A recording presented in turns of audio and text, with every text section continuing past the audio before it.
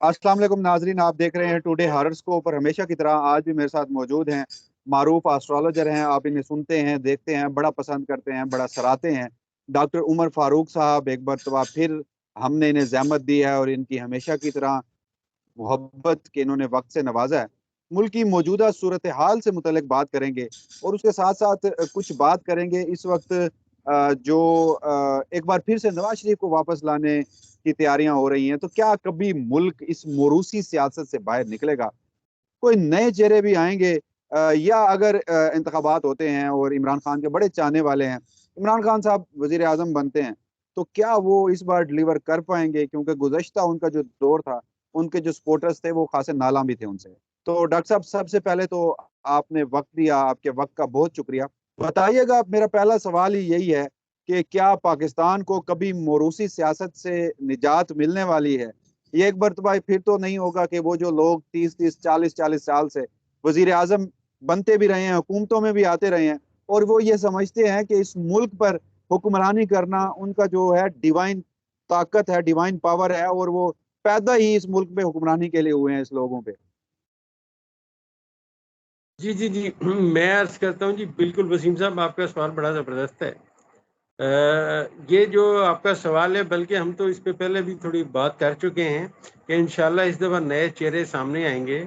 और दूसरी चीज़ ये है कि वसीम साहब, ये जो सियासत है या जो मैं पाकिस्तान का जायचा पढ़ता हूँ, उसमें मैं ताकत का मंबा समझता हूँ वज़ीर आज़म को। तो मैंने क्योंकि बहुत सारे वज़ीर आज़म के जायचे बनाए, दो एक से तो मेरी मुलाकात भी आपको पता है रही, और मुझसे सवाल भी पूछे जाते रहे, मैं जवाब भी देता रहा। अच्छा, अब मैं आपको एक बात बताता हूँ कि ये चाहने से इनके कोई फर्क नहीं पड़ना। असल में बात ये है कि ये अब पाकिस्तान में वो लोग सामने आएंगे, मैंने अर्ज किया था कि जो 76 से लेके 82 तक पैदा हुए, उनमें से ये नहीं कि सिर्फ पाकिस्तान की सियासत में वो सामने आएंगे, बल्कि दुनिया में इंटरनेशनल सर्च में भी जो लोग आप देखेंगे आगे आते जाएंगे, वो इसी टाइम में तकरीबन पैदा हुए हुए ज्यादा लोग होंगे। अच्छा, अब रहेगी बात ये कि इन, अब जैसे हमने कहा, आपको याद है कि मेरी कैलकुलेशन में ना तो मरीम नवाज मुझे वजीर आजम बनती नजर आती, ना मुझे अगली दफा नवाज शरीफ साहब वजीर आजम बनते नजर आ रहे हैं, ना मुझे बिलावल भुट्टो जरदारी मशरक से मगरब तक जिंदगी में कभी वजीर आजम बनते नजर आ रहे हैं। ठीक है जी। मरीम नवाज का और आसफ अली, अपना इसका अपना मरीम नवाज का और बिलावल भुट्टो का तो समझे नाम ही कभी वजीर आजम की लिस्ट में नहीं आएगा। ठीक है ना जी। हजारों ख्वाहिशें ऐसी इनकी ऐसी रहनी है, एक बात। दूसरी बात मैं आपको बड़ी वंडरफुल बताता हूँ। जायचे में, हमारे जायचे में एक सितारा है यूनस। उसने 2009 से लेके आने वाले, उसने काफी सारा वक्त पाकिस्तान के पहले खाने में गुजारा। उस वक्त आप समझिए कि वो सितारा जब यहाँ आया तो एस्ट्रोलॉजी कहती है उसने माइंड मेक किया, उससे जहन बनाया। तो अब लोगों का जहन चेंज हो चुका है, वो पहले वाली बात नहीं रही। एक बात, इससे आगे चलते हैं। आपके सवाल का दूसरा हिस्सा है, क्या इमरान खान साहब इस दफा डिलीवर कर पाएंगे? जितना मैंने उनके जायचे पे काम किया है, इतना तो मैंने अपने जायचे पे भी काम नहीं किया। ठीक है ना जी। तो मैं आज आपको एक बड़ी जबरदस्त, मैं जब भी इनके जायचे को पढ़ता हूँ मुझे नई बात सामने आती। आज मैं आपका सवाल का जवाब जो है वो और अंदाज से देने की कोशिश करूंगा। ठीक है ना। मेरा उसमें जो जवाब है वो ये है जनाब, कि जब 2018 में इमरान खान साहब वज़ारत उज़्मा के मनसब पे कायम हुए, सारा था वो कमज़ोर था। अब उनका सितारा बादशाह के खाने की सिमत में ट्रेवल कर रहा है।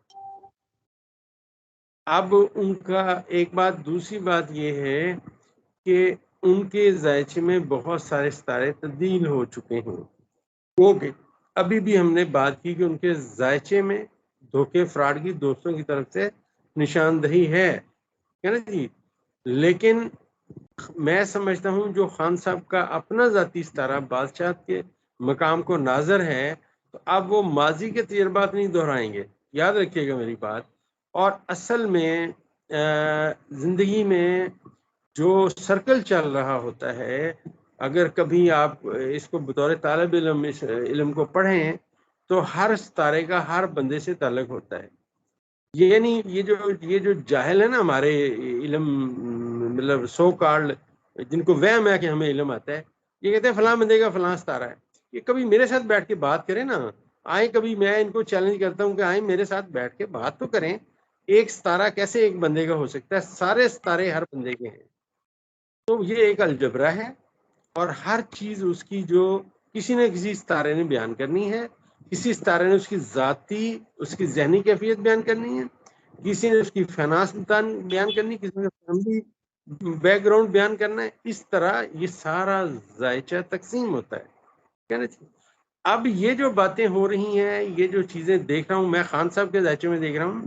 خان صاحب اب ایسے سمجھیے کہ اب وقت نے انہیں بہت کچھ سکھا دیا ہے, اور اس وقت جس جگہ ہیں دیکھنے میں وہ جیل میں ہیں, لیکن ایسٹرالوجی کہتی ہے کہ وہ ابھی بھی لرننگ کی پوزیشن میں ہیں, سیکھ رہے ہیں, اور جب وہ سیکھ جائیں گے تو بہت عمدہ انشاءاللہ پرفارم کریں گے.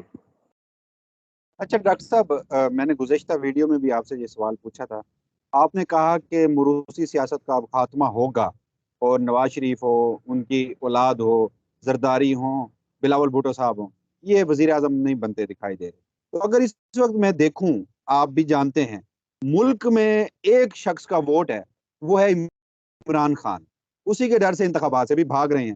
تو میں یہ سمجھوں اس آپ کی پیشن گوئی کا مطلب کہ عمران خان ہی وہ واحد لیڈر ہوگا جو اس ملک میں نئے چہرے متعارف کرائے گا, یا وہ لوگ جو پہلے سیاست نہیں کرتے تھے, گراؤنڈ میڈیاکر جو ایک ہمارے طبقے کے لوگ ہیں, جو محنتی لوگ ہیں, پڑھے لکھے لوگ ہیں, وہ جب سامنے آئیں گے تو وہ عمران خان کے تھرو, پاکستان تحریک انصاف کے تھرو سامنے آئیں گے؟ دیکھیے یہ تو وسیم صاحب میری کیلکولیشن سے باہر آپ کا سوال ہے. کس بندے کو کیسے عروج ملے گا, کس کو کیسے کیا ملے گا. میں آپ کو ایک مثال البتہ پیش کرتا ہوں. دیکھیے غلام حیدر وائیں صاحب جو تھے, سابق وزیر اعلیٰ پنجاب رہے, آپ ذرا ان کا بیک گراؤنڈ دیکھیے. وہ تو بیچارے ایک منشی تھے, لیکن مقدر نے یاوری کی, وہ وزیر اعلیٰ پنجاب بنے. اب یہ جس کا مقدر ہے نا بھائی جان, اس نے اس کو کھینچ کے لانا ہی لانا ہے. اب ہم یہ نہیں کہہ سکتے وہ سارے تحریک انصاف, ہاں یہ ہو سکتا ہے ان کو پلیٹ فارم یہاں سے ملے, کیونکہ خان صاحب کے اندر ایک کوالٹی پائی جاتی ہے. یہ فاسٹ بالر کیوں بنے؟ فاسٹ بالر اس لیے بنے کہ مریخ ان کے ذائچے کے پہلے خانے میں ہے. جب پہلے خانے میں مریخ ہے, حد درجہ تیزی اور تراری اس میں پائی جاتی ہے. تو خان صاحب نے حد درجہ تیزی پائی. آپ نے دیکھا ہے جب وہ فیصلہ کر لیتے کہتے ہیں بس میں نے کہہ دیا. اور یہی بعض چیزیں پازیٹیو ہیں, بعض نیگیٹو بھی ہوتی ہیں, یہ تو ذائچے میں چلتا رہتا ہے. بعض چیزیں پازیٹیو ہوتی ہیں, بعض چیزیں نیگیٹو ہوتی ہیں. ڈاکٹر صاحب یہ سوال اس لیے تھا کیونکہ اس وقت اگر کسی شخص کے پاکستان میں ووٹ ہیں, وہ چاہے اس الیکشن میں ہو, 5 سال بعد الیکشن میں ہو, نواز شریف, مریم نواز, ان کا حال آپ کے سامنے ہے. آپ لاہور شہر میں بیٹھے ہیں, اور نواز شریف صاحب کا وہاں حال یہ ہو چکا ہے کہ مریم بی بی جلسہ کرتی ہیں, تقریر آدھی چھوڑ کے جانا پڑتی ہے. شادرہ جیسے ان کے اپنے گھر کے آبائی حلقے میں 500 لوگ بھی اکٹھے نہیں ہوتے. تو اگر اس سارے سینیریو میں نئے چہرے سامنے آئیں گے تو وہ پاکستان تحریک انصاف سے کوئی ہوگا. کیونکہ اب اس وقت ہم جب لوگوں کا سروے کرتے ہیں, لوگوں سے بات کرتے ہیں, تو وہ کہتے ہیں عمران خان صاحب کھمبا کھڑا کر دیں الیکشن میں, ہم اس کے اوپر بھی مہر لگائیں گے. تو اور دوسری ڈاکٹر صاحب یہ تو جی سب قطع کلامی کی معافی چاہتا ہوں. ہم نے کہا تھا کوئی مد مقابل نہیں ہے دور دور تک. اس بندے نے کسی کو یہ نہیں کہا تم کارنر میٹنگ ارینج کرو, تم یار فلاں جگہ جاؤ, فلاں کو یہ پیغام دو. جی ابھی بھی لوگ مجھے کہتے ہیں آپ کیسے کہتے ہیں جی کوئی مد مقابل نہیں ہے دور دور تک. اور اللہ کے بندے اس کی شہرت کا لیول دیکھو. اور میں تو حیران ہوتا ہوں. یہ مطلب بہرحال میں نہیں کچھ کہتا, پھر لوگ مجھ پہ وہ باتیں زیادہ کرتے ہیں. ہم ایسٹرالوجی کی بات کرتے ہیں.